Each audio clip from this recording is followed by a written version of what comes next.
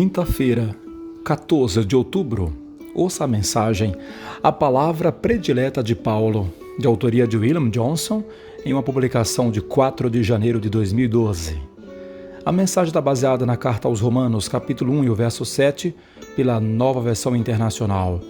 A todos os que em Roma são amados de Deus e chamados para serem santos, a vocês, graça e paz da parte de Deus, nosso Pai, e de nosso Senhor Jesus Cristo.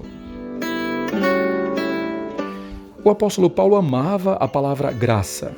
Em geral, suas cartas começavam da mesma maneira que nosso verso de hoje.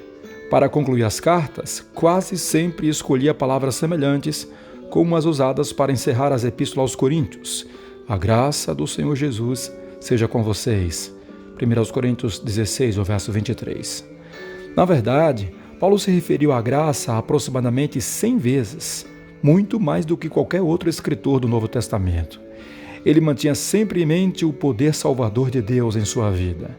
Todo pecado é horrível, mas o de Paulo tinha uma característica que o separou da experiência dos primeiros cristãos. Antes conhecido como Saulo, ele perseguiu terrivelmente a igreja primitiva. Tomado pelo profundo desejo de zelar pelo que acreditava ser a verdade, canalizou todas as suas energias para aniquilar os odiados seguidores do caminho. Invadiu a casa dos cristãos e arrastou homens e mulheres para a prisão. Não satisfeito em combater o movimento em Jerusalém e nas áreas circunvizinhas, Paulo solicitou cartas de autorização ao sumo sacerdote para que pudesse atuar também em Damasco. As palavras de Lucas no livro de Atos nos ajudam a ter uma ideia do que se passava em seu coração. O texto bíblico diz: enquanto isso, Saulo ainda respirava ameaças de morte contra os discípulos do Senhor. Atos capítulo 9, versículo 1. A reputação de Saulo se espalhou rapidamente.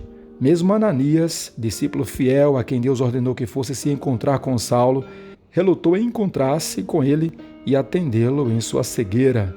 Veja no versículo 13. Paulo nunca se esqueceu de onde foi resgatado.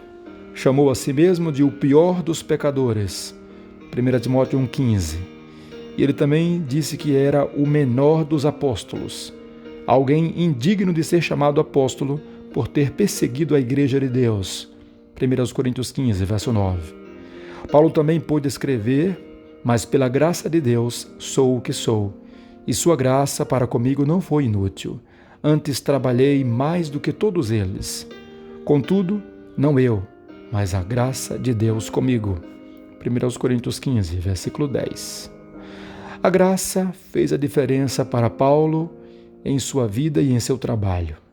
Não é de admirar que essa tenha sido sua palavra predileta. Vamos orar. Deus da graça, nós esperamos no Senhor, nas tuas misericórdias, para manifestar tua graça, o teu favor a nós, que somos dignos da morte. Que o Senhor, pela sua misericórdia, não nos trate conforme merecemos, e que o Senhor, pela sua graça e bondade, conceda-nos o que nós não merecemos, a vida eterna em teu reino, o perdão, a aceitação e a transformação, como o Senhor fez com Saulo e o transformou em Paulo. Muda-nos ao ponto de que seja permitido a nós um outro nome, senão aqui um novo nome lá na glória, com o caráter dos redimidos pelo Senhor. Nós te agradecemos pela tua infinita graça, que nos transforma, que nos educa para, renegadas as paixões e as impiedades, vivermos aguardando a bendita esperança.